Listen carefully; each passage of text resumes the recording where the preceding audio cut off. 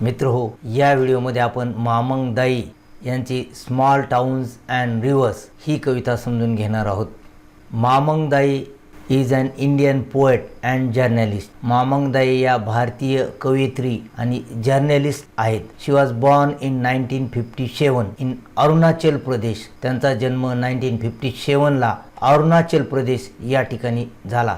पहा, भारताच्या नकाशामध्ये अरुणाचल प्रदेश या ठिकाणी दिसतोय. या ठिकाणी त्यांचा जन्म झाला. She worked for the protection of nature. त्यांनी निसर्गाच्या संरक्षणासाठी कार्य केलं. And for that she was awarded the Padmashri. आणि त्यासाठी त्यांना भारत सरकारचा पद्मश्री हा पुरस्कार देण्यात आला. शी वॉज ऑल्सो अवॉर्डेड द साहित्य अकॅडमी फॉर लिटरेचर. त्यांना साहित्यासाठी देखील साहित्य अकॅडमी हा पुरस्कार देण्यात आला. मित्रो, ही झाली कवयित्रीविषयीची माहिती. चला आपण आता कवितेविषयीची माहिती पाहूयात. Small towns and reverse is a nature poem. Small towns आणि रिव्हर्स ही एक निसर्ग कविता आहे. In this poem the poetess states the importance. या कवितेमध्ये कवयित्री महत्व सांगते. कशाचं महत्व सांगते? Of elements of nature such as trees and water. झाडे आणि पाणी या निसर्गाच्या घटकांचं, एलिमेंट्स ऑफ नेचर म्हणजे निसर्गाचे घटक, महत्व या कवितेमध्ये कवयित्री सांगते.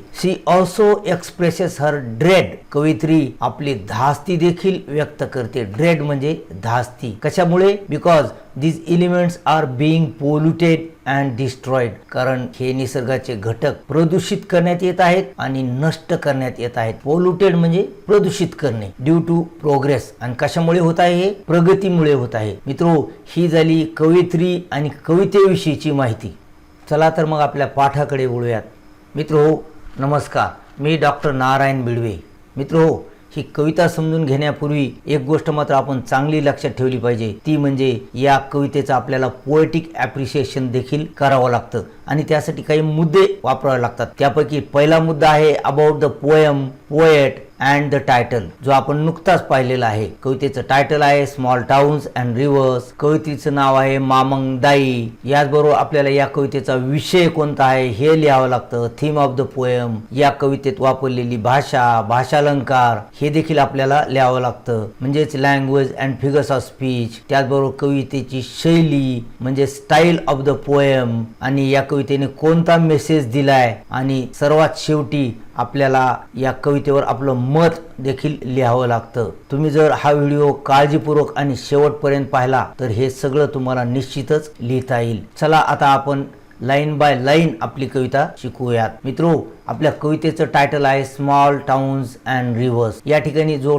टाउन शब्द आहे हे एक गाव आहे ज्याची प्रगती होते आहे आणि या प्रगतीमुळे निसर्गाचा ऱ्हास, निसर्गाचं प्रदूषण होत आहे याचीच काळजी कवयित्रीने या कवितेमध्ये व्यक्त केलेली आहे. म्हणून या कवितेची पहिलीच ओळ आहे small towns always remind me of death. छोटी जी गावं आहेत ही कवयित्रीला हमेशा रिमाइंड म्हणजे आठवण करून देतात. कशाची? डेथची. कवयित्री असं का म्हणते? कारण मित्रो, कवयित्री ही आदी समाजामधील आहे आणि आदी समाजातील लोक निसर्गाला ईश्वर मानतात. त्यांचा असा विश्वास आहे की मृत्यू पावलेले त्यांचे पूर्वज निसर्गामध्ये राहतात आणि म्हणून ते निसर्गाला ईश्वर समजतात. आणि म्हणून जेव्हा केव्हा कवयित्री या निसर्गाकडे पाहते त्यावेळी तिला मृत्यूची आठवण येते. माय होम टाउन लाईज कामली अमिडस ट्रीज. कवयित्री म्हणते तिचं जन्मगाव, होमटाऊन म्हणजे जन्मगाव, लाईज म्हणजे वसलेले असणे, कामली म्हणजे शांतपणे, अमिडस्ट म्हणजे च्या मध्यभागी. कशाच्या मध्यभागी? Trees.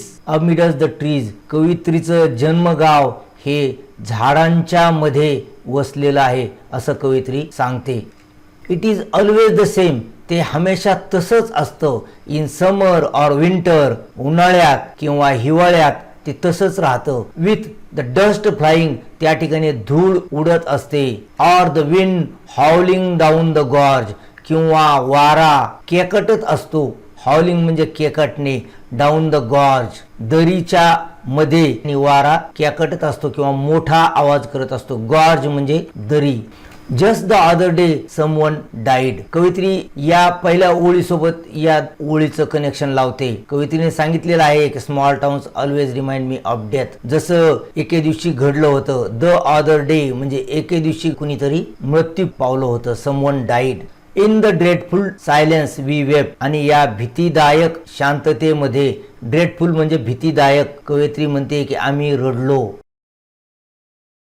Looking at the sad wreath of tube roses, त्या दुःखदायक पुष्पचक्राकडे पाहात. Wreath of tube roses, tube रोजेसच्या फुलांचा पुष्पचक्र तयार करण्यात येतं. मृत्यू पावलेल्या लोकांना ते पुष्पचक्र वाहतात. त्याकडे पाहून आम्ही रडलो असं कवयित्री म्हणते. Life and death, life and death, जीवन आणि मृत्यू, जीवन आणि मृत्यू हे चक्र कवयित्रीच्या गावी चालूच असतं. Only the rituals are permanent. आणि कवयित्री म्हणते आमच्या गावामध्ये केवळ धार्मिक विधी किंवा अंत्यसंस्काराच्या विधी मात्र तशाच असतात, परमनंट असतात, त्या काही बदलत नाहीत. जीवन मात्र येतं आणि जातं, जीवन टेम्पररी आहे, या विधी मात्र कायम आहेत असं कवयित्री सांगते. The river has a soul, कवयित्री म्हणते नदीला आत्मा आहे. सोल म्हणजे आत्मा. असं कवयित्री का म्हणते? In the summer it cuts through land, कारण उन्हाळ्यामध्ये ती जमिनीवरून गतीने धावत असते. Like a Torrent of grief, जणू काही दुःखाचा पूर आलेला आहे अशा प्रकारे ती उन्हाळ्यामध्ये धावत असते. टॉरंट म्हणजे पूर. Sometimes I think it holds it's breath, कधी कधी कवयित्रीला वाटतं की नदी आपला श्वास रोखून धरते आहे. होल्ड्स म्हणजे रोखून धरणे. असं कवयित्रीला का वाटतं? कारण नदीचं पाणी प्रदूषित झालेलं आहे आणि या प्रदूषित पाण्याचा वास येत असेल नदीला, म्हणून नदी आपला श्वास रोखून धरते असं कवयित्रीला वाटतं. Seeking a land of fish and stars, जणू काही नदी शोध घेत आहे. सिकिंग म्हणजे शोध घेणे. कशाचा शोध घेत आहे? लँड ऑफ फिश, माशांची आणि ताऱ्यांची भूमी. माशांची भूमी म्हणजे अगदी स्वच्छ शुद्ध पाणी ज्या ठिकाणी मासे आहेत, आणि स्टार्स म्हणजे असं खळखळणारं पाणी, असं स्वच्छ पाणी ज्यामध्ये तारे चमकताना दिसतील. अशा प्रकारच्या पाण्याचा जणू काही ही नदी शोध घेत आहे. म्हणजे प्रदूषित वॉटरचा संदर्भ कवयित्री देते. पुन्हा एकदा कवयित्री सांगते the river has a soul, नदीला आत्मा आहे. It knows stretching past the town, तिला माहीत आहे, नदीला माहीत आहे. काय माहीत आहे? जेव्हा ती स्ट्रेचिंग म्हणजे पसरते किंवा वाहते तिच्या गावाच्या बाजूने, जेव्हा ती पास द टाउन म्हणजे गावाच्या बाजूने जेव्हा ती वाहते. From the first drop of rain to dry earth, ती पावसाच्या पहिल्या थेंबाच्या रूपाने कोरड्या जमिनीवर येते. And mist on the mountain tops, त्याचबरोबर जे बाष्पीभवन झालेली वाफ असते पर्वतांच्या शिखरावर, टोकावर, त्या वाफेच्या रूपाने येते. आणि द रिव्हर नोज, आणि तिला माहीत असतं. काय माहीत असतं? द इमॉर्टॅलिटी ऑफ वॉटर, तिला माहित असतं की पाणी हे अमर आहे. पाण्याचं अमरत्व, इमॉर्टॅलिटी म्हणजे अमरत्व, तिला माहित असतं. A shrine of happy pictures, a shrine म्हणजे पवित्र ठिकाण. हॅप्पी पिक्चर्स म्हणजे आनंदी स्मृती. आनंदी स्मृती ज्या ठिकाणी आहेत ते एक पवित्र ठिकाण आहे. Marks the days of childhood, आणि मार्क्स म्हणजे त्याचं वैशिष्ट्य काय आहे?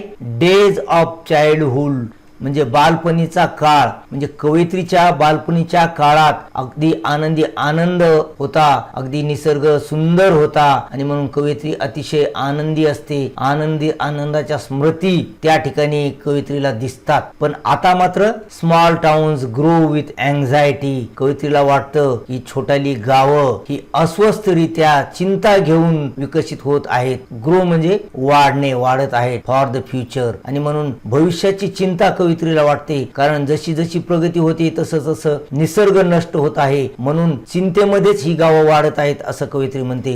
The dead are placed pointing west, कवयित्रीच्या गावामधील मृत्यू पावलेले लोक त्यांचे पाय पश्चिमेकडे करतात. पॉइंटिंग वेस्ट म्हणजे पश्चिमेकडे दिशा करून त्यांची पाय ठेवलेली असतात. व्हेन द सोल रायजेस, आणि त्यांचा आत्मा जेव्हा त्या डेड बॉडी मधून बाहेर येतो त्यावेळी काय होतं? It will walk into the golden east, तो सोनेरी पूर्वेकडे चालत जाणं त्याचं सोपं होईल म्हणून पश्चिमेकडे पाय ठेवून मृत्यू पावलेल्या लोकांना ठेवतात, जेणेकरून त्याचं डोकं पूर्वेकडे असेल आणि सोनेरी पूर्व दिशेकडे तो आत्मा जाईल, त्याचा प्रवास सुरळीत होईल. Into the house of the sun, सूर्याच्या घरी किंवा सूर्याकडे हा आत्मा आनंदाने जाईल म्हणून पश्चिमेकडे पाय करून मृत्यू पावलेल्या लोकांना ठेवतात.